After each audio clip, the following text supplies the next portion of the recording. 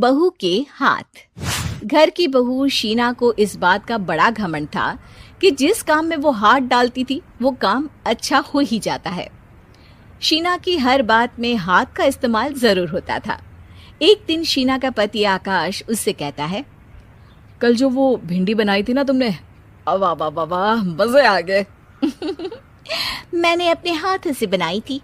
मेरे हाथों में वैसे भी जादू है, जिस चीज को छू लेती हूँ सोना बन जाती है। अब ये थोड़ा ज्यादा हो रहा है।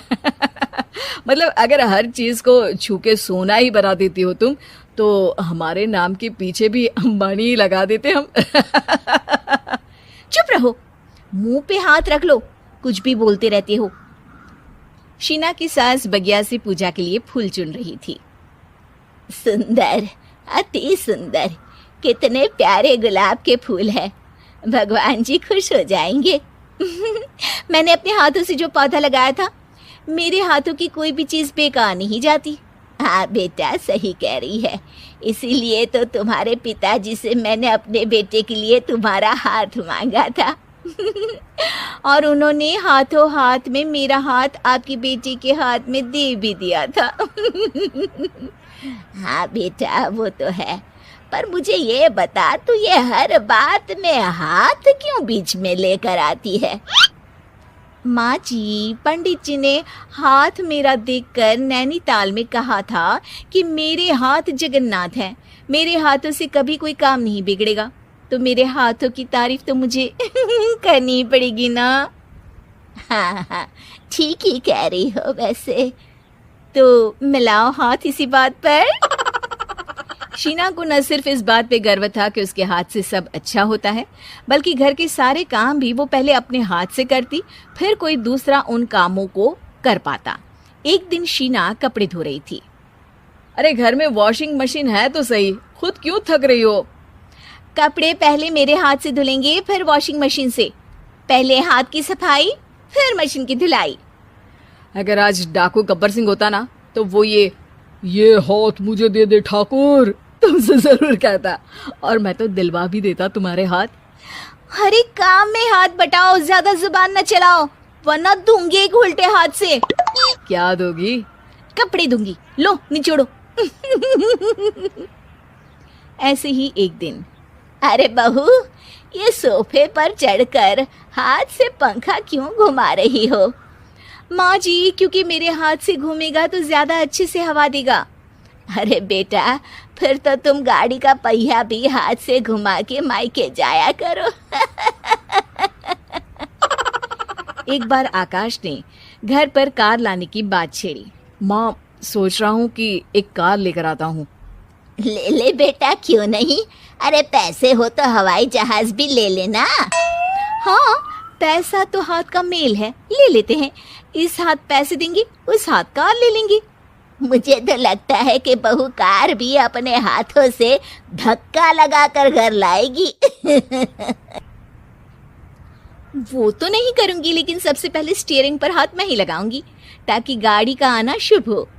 अरे घर ले आने तो दो, फिर हाथ लगा लेना। लेकिन शीना नहीं मानती। अगले दिन ही सब कार लेने जाते हैं।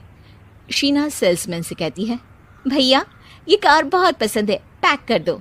अरे ओ भाग्यवान, 2 मीटर कपड़ा नहीं है जो पैक करवा ले, जरा चला कर तो देखने दो। यस सर, बिल्कुल, टेस्ट ड्राइव कीजिए ना।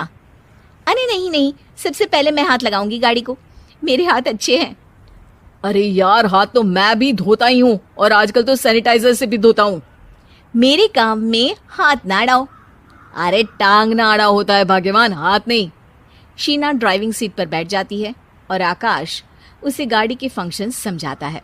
देखो शीना, ध्यान रखना, ये है स्टीयरिंग, इससे राइट लेफ्ट जाएंगे। ये है एक्सेलरेटर, इससे स्पीड कंट्रोल कर सकते हैं। और उसी के पास में है ब्रेक, जो तुम्हारी जुबान में शायद मिसिंग है। ठीक है, ज्यादा भी सिखाने की जरूरत नहीं है। मेरी माँ तो कहती है कि मैं अगर अपनी शुभ हाथ लगा दूं तो जग घूम जाए। तो ये स्टीयरिंग क्या चीज है? शीना गाड़ी स्टार्ट कर देती है और स्टीयरिंग को घुमाते हुए एक्सेलरेटर पर धीरे से पैर रखती है और शोरूम के बाहर के एरिया में ही गाड़ी घूमने लगती है, जहाँ दूसरी गाड़ियाँ भी रखी हैं। देखा मेरे हाथों का कमाल।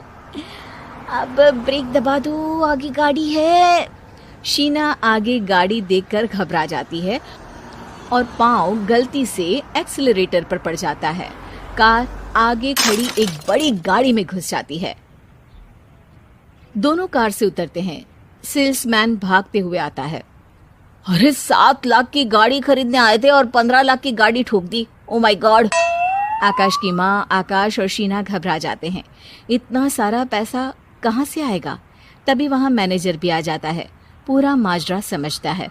अरे टेंशन मत लीजिए, गाड़ियों का इंश्योरेंस था। आप जो कार लेने आए थे वही खरीद लीजिए। पर मैडम, जब तक आप सीख ना ले तब तक गाड़ी मत चलाइएगा। अभी तो आपने गाड़ी बस ठोकी है, जिसका बीमा भी था, लेकिन सड़क पे चलते हर इंसान का बीमा नहीं होता।